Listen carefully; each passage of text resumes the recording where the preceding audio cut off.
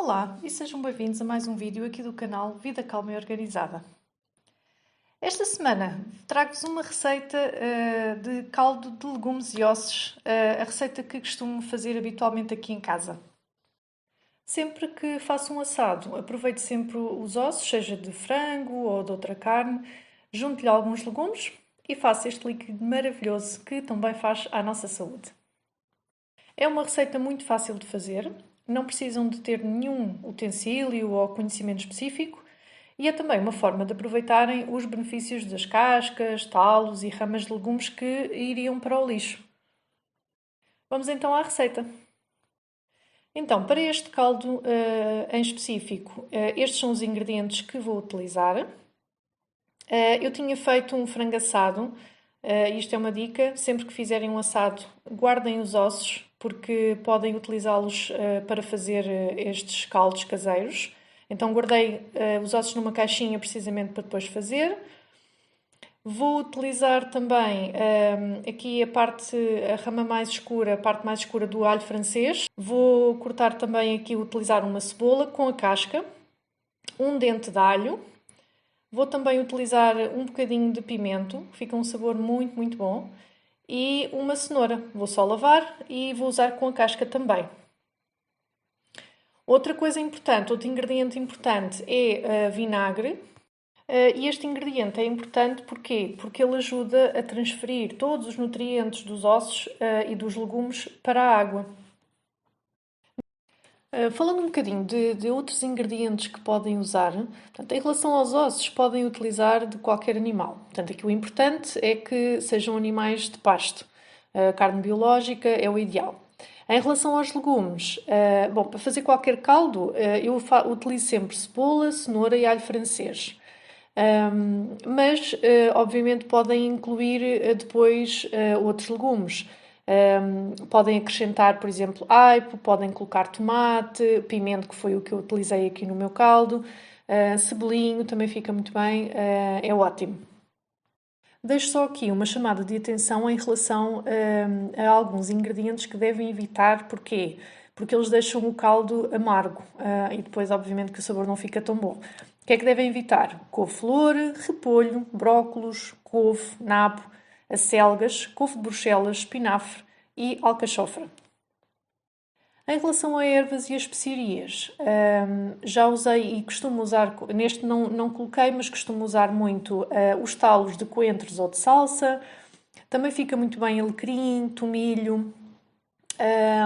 Em relação às especiarias, tem várias que podem utilizar. Neste especificamente, e não falei no início do vídeo, vou utilizar grãos de pimenta preta, que ficam muito bem, mas podem usar desde cravo da Índia, anis, sementes de cominho ou de coentro, gengibre, são ótimas opções.